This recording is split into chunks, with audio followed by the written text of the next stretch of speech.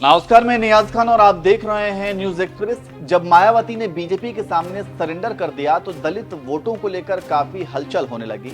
तभी ध्रुव तारा की तरह आसमान पर उभरे चंद्रशेखर टिमटिमाने लगे और फिर शुरू हुआ दलित वोटों को लेकर लड़ाई। उसी को लेकर मायावती ने उपचुनाव को लेकर बड़ा दांव खेल दिया।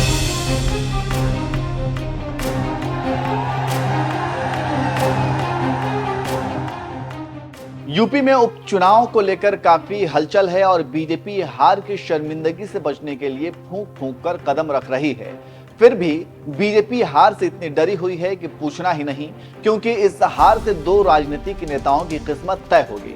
अगर इस उपचुनाव में बीजेपी जीतती है तो योगी का दबदबा बढ़ेगा और मोदी शाह की ताकत घटेगी, तो दूसरी तरफ अगर जीत होती है तो इंडिया आगे बढ़ेगा और हारता है तो आलोचना होगी।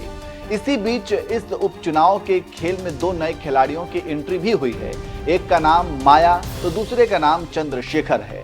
पहले विधानसभा फिर लोकसभा में हारने और अपना पॉलिटिकल करियर खुद नाश करने पर उतारू मायावती ने बीजेपी को फायदा पहुंचाने के लिए कसम खा ली है। इसलिए इस बार का उपचुनाव काफी दिलचस्प हो गया है। अभी तो अयोध्या की मिल्कीपुर सीट के लिए बीएसपी ने चुनावी ऐलान से पहले अपना उम्मीदवार घोषित कर दिया है और अपने उम्मीदवार रामगोपाल कोरी को बनाया है। बीएसपी प्रदेश अध्यक्ष विश्वनाथ पाल ने यह घोषणा की। जानकारी देते चले कि 2017 में भी रामगोपाल लड़ चुके हैं विधानसभा चुनाव, लेकिन तब वो तीसरे स्थान पर रहे थे। वहीं बीएसपी ने एक और चाल चलते हुए मुजफ्फरपुर की मीरपुर सीट से शाहनजर को उतारा है।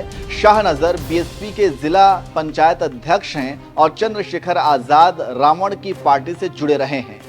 मीरपुर में मायावती ने चंद्रशेखर के करीबी को तोड़कर अपना उम्मीदवार बनाकर चंद्रशेखर को चैलेंज किया। अब देखना होगा कि माया को हराने के लिए रावण कौन सी चाल चलते हैं, देखना दिलचस्प होगा।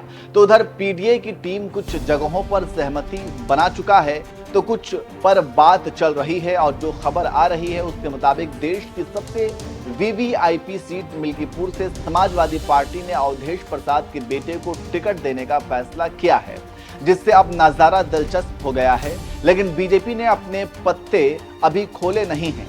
देखना होगा कि बीजेपी इस पर क्या दांव खेलती है। जानकारी देते चले कि 2024 के लोकसभा चुनाव में अवधेश प्रसाद फैजाबाद संसदीय सीट से सांसद चुने गए। उनके सांसद निर्वाचित होने के बाद यह सीट खाली हो गई है, इसलिए यहां पर उपचुनाव होने जा रहा है और समाजवादी पार्टी की ओर से अवधेश प्रसाद के बेटे अजीत पवार को टिकट दिए जाने के संकेत मिल गए हैं। देखना होगा कि आगे कौन जीत पाता है और किसकी झोली में मिल्कीपुर जाती है। लेकिन एक बात तो तय है कि जो भी जीते बवाल तय है।